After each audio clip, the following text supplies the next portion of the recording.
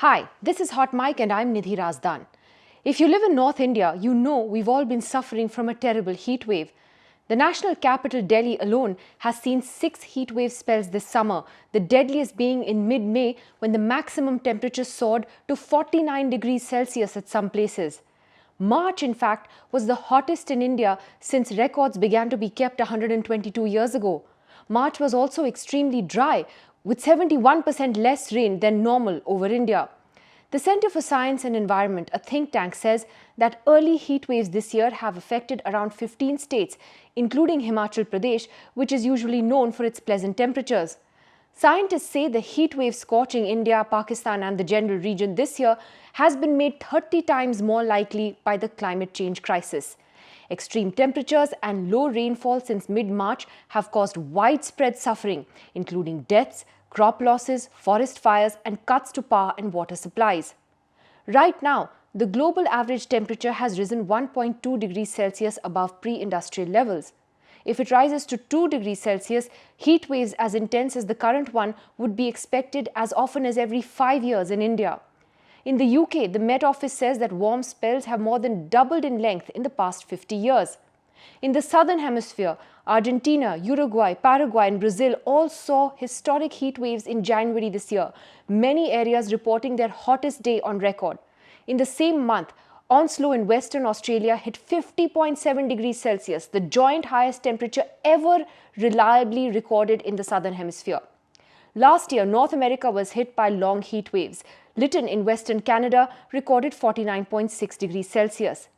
This heat wave has a huge impact on our everyday lives. The early onset of the heat wave and poor rains have hit, for example, India's wheat production, and a subsequent government ban on wheat exports pushed global prices up by 6%, adding to global food concerns. Studies have also shown that devastating floods in South Africa and Europe, heat waves in North America, and storms in the southeast of Africa were all supercharged by global warming.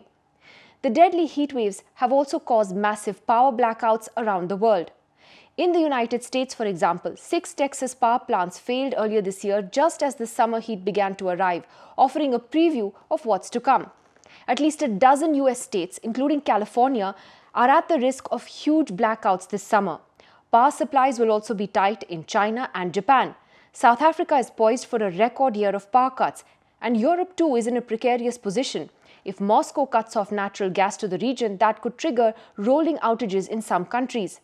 So what will these long power blackouts mean for people?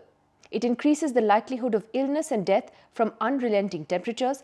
Prolonged outages also mean that tens of thousands may lose access to clean water. And if blackouts persist and businesses shut down, that of course brings in a huge economic shock as well. A story done by Bloomberg points out that long power outages in India can shave off $100 billion of the GDP if they are more widespread and last through the year. When power plants in Texas failed, wholesale power prices in Houston briefly jumped above $5,000 a megawatt-hour price cap, surging 22 times higher than the average cost of on-peak power that had been secured for the day. The world is already grappling with the fallout of 2 years of the pandemic, a global disruption in supply chains, Russia's invasion of Ukraine that's put a stress on food and fuel prices, and now you have the problem of extreme weather. Climate change means that the extreme heat waves of today will become more common, continuing to put pressure on all of us and on electricity supplies.